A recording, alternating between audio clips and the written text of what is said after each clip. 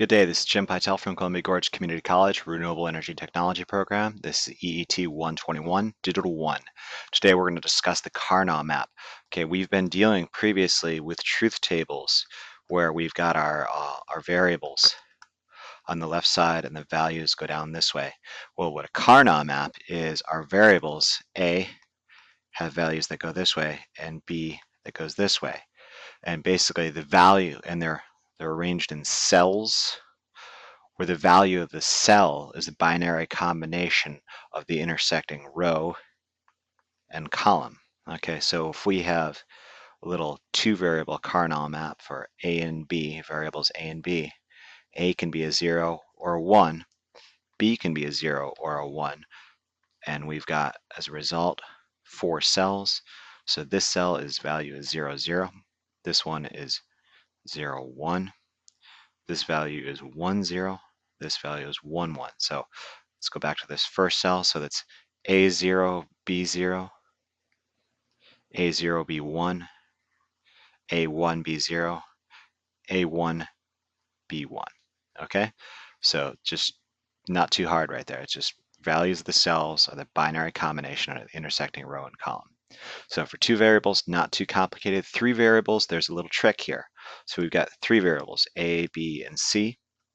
What you're going to do is put 2 on one side and the third on the other. And what you're going to do is do these I'll just do this first one, 0, 1 for C. Now we're going to make our combos for A and B, 0, 0, 0, 1. Now check this out, 1, 1, 1, 0. Notice the sequence right here. Basically, from here to here, only one variable changes, 0, 1, 1, 1. And then in this next step, 1, 1 to 1, 0, only one variable changes. That's going to be very important. Notice, actually here, what are the values for each cell? So this is 0, 0 with a 0. Same thing here, 0, 0, 1, 0, 1, 0, 0, 1, 1. Notice how in each one of these cells, as you go on, we'll talk at this. Basically, there's only a change of one variable from one cell to the next. It's called cell adjacency. We'll go into that. And then it's 1, 1, 1, 1, 0, 0, 1, 0, 1. What we can also do is we can rewrite this thing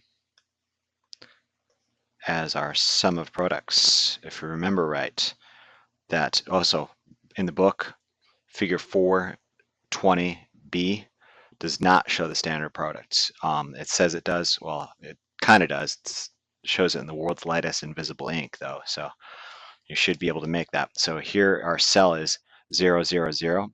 What that would be is not A, not B, and not C. And if we fill out the table, it would look like this.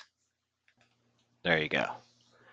Okay, so for a 4-variable Karnaugh map, and you know what, I never even really mentioned this. What is a Karnaugh map? It's basically a systematic method for simplifying Boolean expressions. And you can use these to simplify your sum of products or product to sum expressions, because you know that when you have your full-on standard sum of products, you've got a lot of extraneous terms in there sometimes. The Karnaugh map will give you your sum of products in its simplest terms. Okay, that's the whole point of us using these. So that was for a 3-variable. 4-variable, very similar. What you're going to do is just our domain is A, B, C, and D.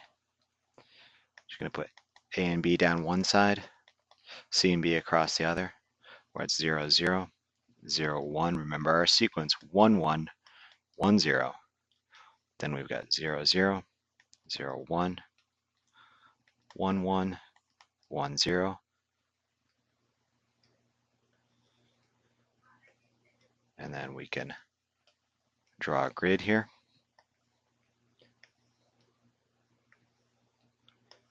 And what are the values?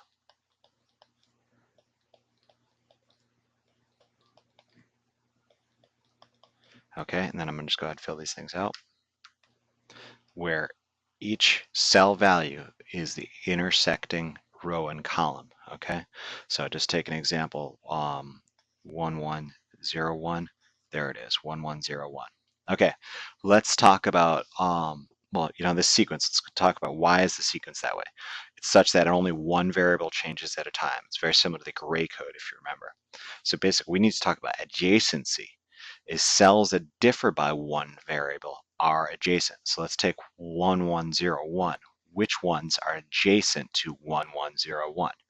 The simplest way to remember, north, south, east, and west are adjacent. Diagonals are not adjacent. Special cases for the top, bottom, left, and right rows. So let's talk about this. Okay, north. He is adjacent to 1101 because check this out. Only one variable is changed, namely this guy. Is this guy adjacent? Yes, he is, because only one variable is changed, that guy. Is he adjacent, the south? Yes, he is, because this variable is changed. What is adjacent to this guy? The one to the west, this guy. The diagonal ones, they are not adjacent, because check this out. 0, 1, 1, 1. This variable is changed, and this variable is changed. So not adjacent, because two variables have changed. Okay, let's talk about our top and bottom, left and right. It's basically, let's just grab this guy just at random. So north, he is adjacent. West, adjacent. South, adjacent. But check this out.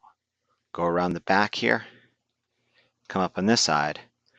0, 1, 0, 0 is adjacent because this is the only thing that's changed. So basically, the left, anything on the left and right, at the extreme edge of the right here, because the map, if you think it's folded around, the globe, if you take it's a flat map, just go back around the globe, you're going to come back at the same place, like Pac-Man, coming out one side, coming out the other. So basically, this guy is adjacent, 0, 1, 0, 0, because only one variable is changed. Okay, let's talk about the ones on the top here. West, adjacent. South, adjacent. East, adjacent. Go north, wrap around the back, come back this side. This guy is adjacent too, because the only variable that's changed from 0, 0, 0, 1 is this one right there. Okay, so basically all you can remember is north, south, east, west, they're adjacent. Diagonal, not adjacent. The top is adjacent with the bottom, and the left is adjacent with the right. Okay, let's go on into how to use our Karnaugh map to minimize a sum of products expression.